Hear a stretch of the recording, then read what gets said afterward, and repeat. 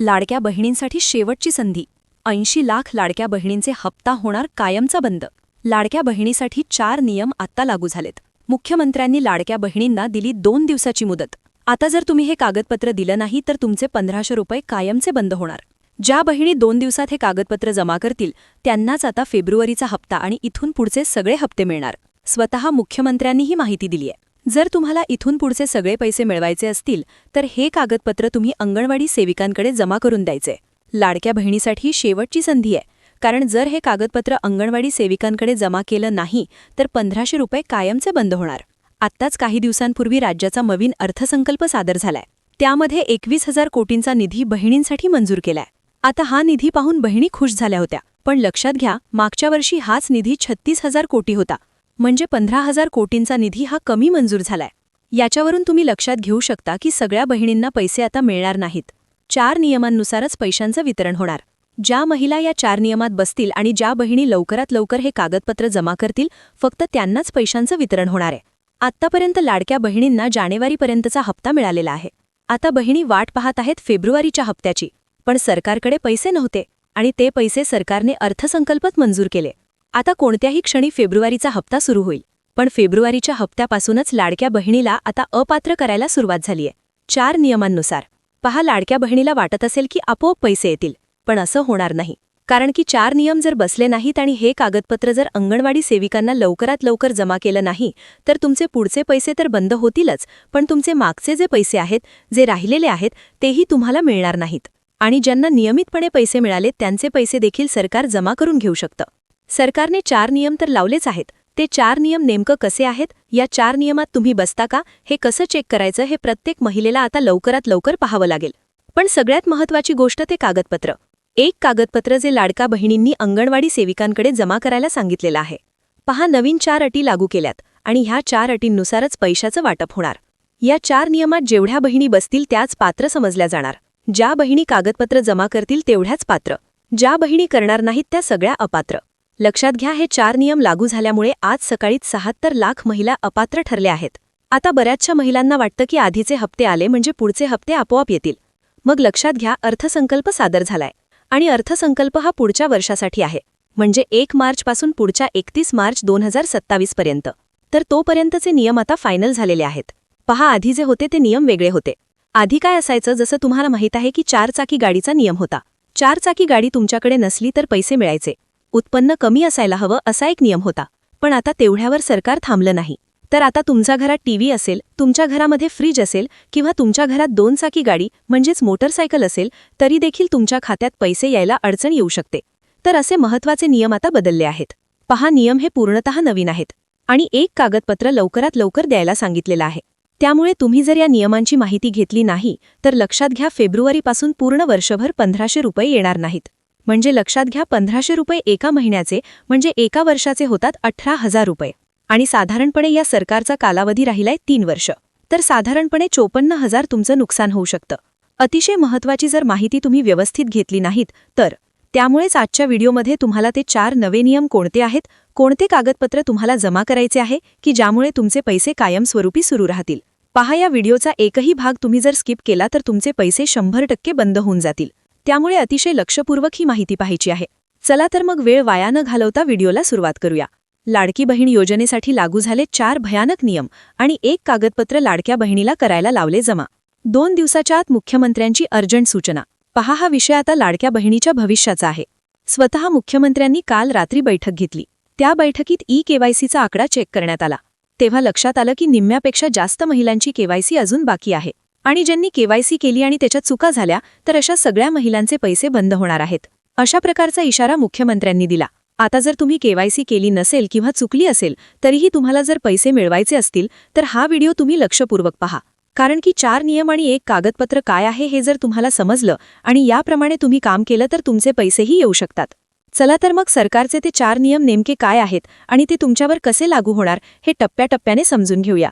यानंतर कागदपत्रांची जुळवाजुळव नेमकी कशी आणि कुठून करायची, तसंच तुमचा हक्काचा लाभ कायम चालू ठेवण्यासाठी काय करायचं याची सविस्तर माहिती मी तुम्हाला देणार आहे. सगळ्यात आधी आपण नियमांकडे वळूया. सरकारने ज्या 4 अटी घातल्या आहेत आणि जी महत्त्वाची कागदपत्र मागितली आहेत त्याची नीट माहिती घेऊ. प्रथम ते 4 नियम पाहू. यातल्या पहिल्याच नियमात जवळपास 70% महिलांचे पैसे अडकण्याची दाट शक्यता आहे. हा पहिला नियम थेट तुमच्या आधार कार्डाशी संबंधित आहे. कारण प्रत्येक भगिनीकडे आधार आहे आणि त्यावरच खात्यात पैसे जमा होतात. त्यामुळे लाभ सुरू ठेवण्यासाठी हा नियम पाळणे एकदम अनिवार्य आहे. दुसरा नियम शिधापत्रिका म्हणजेच रेशन कार्ड धारक महिलांसाठी आहे. रेशन कार्ड तर प्रत्येकाकडे असतेच, मग ते पिवळे असो वा केशरी. या दुसऱ्या नियमामुळे 80% महिला मोठ्या अडचणीत येऊ शकतात. तिसरा नियम 50% महिलांसाठी आहे, ज्यात भयानक तांत्रिक अडचणी येऊ शकतात. परंतु चौथा नियम तर 100% महिलांसाठी मोठी डोकेदुखी ठरणार आहे. तिसरा नियम पॅन कार्डचा आहे. ज्या भगिनींकडे पॅन कार्ड आहे त्यांनी हा नियम नीट समजून घेतल्याशिवाय व्हिडिओ चुकूनही बंद करू नये. आणि अंतिम चौथा नियम तुमच्या बँक खात्याशी जोडलेला आहे. बँक खात्याचा विषय असल्याने सर्व महिलांना तो पाळणे आता बंधनकारकच आहे. जर या चौथ्या नियमाचे उल्लंघन झाले किंवा नीट पालन झाले नाही तर मिळणारा लाभ तर जाईलच, पण जुन्या जमा पैशांची वसुली देखील सरकार करू शकतं, जो अत्यंत गंभीर भाग आहे. आता या सर्व नियमांची सविस्तर माहिती आणि सरकारने मागितलेले ते विशेष कागदपत्र याची पूर्ण माहिती घेऊया. आता लक्ष देऊन ऐका. पहिल्या नियमानुसार तुम्हाला पैसे मिळतील, ज्यात सुरुवातीला फारशी अडचण येणार नाही. पहिला नियम आधार कार्डाचा असून ज्यांच्याकडे ते उपलब्ध आहे त्यांना तो लागू आहे. दुसरा नियम रेशन कार्डाशी निगडीत आहे. रेशन कार्ड आणि आधार असूनही तुमचा लाभ अचानक का थांबतो हे नीट समजून घ्या. तिसरा नियम पॅन कार्डचा आणि चौथा बँक खात्याचा आहे. आधार कार्डाबाबत शासनाला आता अनेक त्रुटी सापडल्या आहेत, जसे की चुकीची नावे किंवा तुमच्या जन्मतारखेत केलेले बदल. काही महिलांच्या आधारवर अजूनही माहेरचे नाव आहे, तर बँकेत पतीचे नाव. अशा विसंगतीमुळे तुमचे लाभ कायमचे थांबवले जातील. रेशन कार्डचा नियम असा आहे की अनेक महिलांनी अद्याप ई-केवायसी प्रक्रिया पूर्ण केलेली नाही.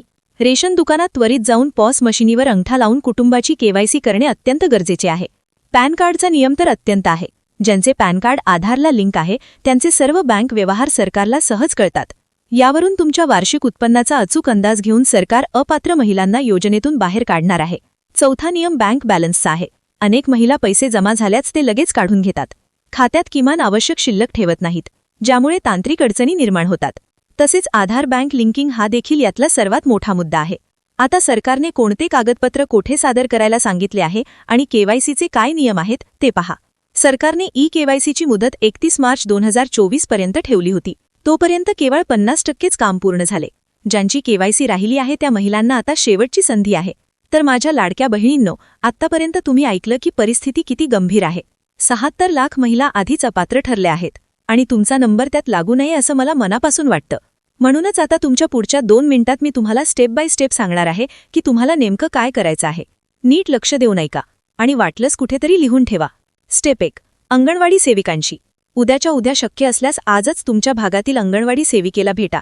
सरकारने जे हमीपत्र किंवा नवीन केवायसी फॉर्म अपडेट करायला सांगितला आहे तो त्यांच्याकडे घ्या, त्यांच्याकडून घ्या. बऱ्याचदा ऑनलाईन सर्व्हर डाऊन असतो. अशावेळी ऑफलाईन कागदपत्र जमा करणे हा सर्वात सुरक्षित मार्ग आहे. स्टेप 2. आधार कार्ड आणि बँक खाते सीडिंग तपासा. फक्त आधार कार्ड असून चालणार नाही. तुमच्या बँकेत जाऊन विचारा की तुमचे खाते NPCI मॅपिंग किंवा आधार सीडिंग झालं आहे का. जर नसेल तर तिथे एक छोटा फॉर्म भरून द्या. कारण फेब्रुवारीपासून फक्त आधार बेस्ड पेमेंट भारीच येणार आहे. त्या ज्याचं लिंकिंग नाही त्यांचे पैसे सरकारकडेच परत जाणार नाही, सरकारकडे परत जाणार आहे. स्टेप 3. Ration card e-KYC. सर्वात महत्त्वाचे आहे. अनेक बहिणींनी अर्जात रेशन कार्ड जोडलेले आहे, पण रेशन दुकानात जाऊन कुटुंबातील सदस्यांची ई-केवायसी केलेली नाही.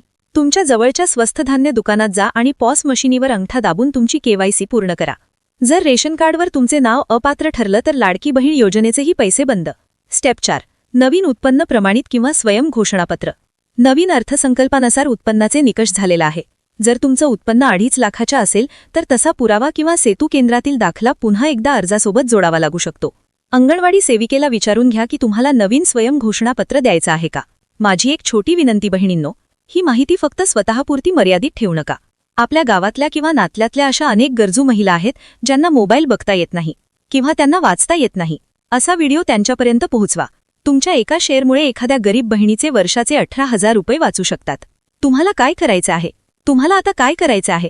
कमेंट बॉक्समध्ये तुमच्या जिल्ह्याचे नाव लिहा, जेणेकरून तुमच्या जिल्ह्यासाठी काही अपडेट झाली असेल तर तुम्हाला लगेच कळू शकेल.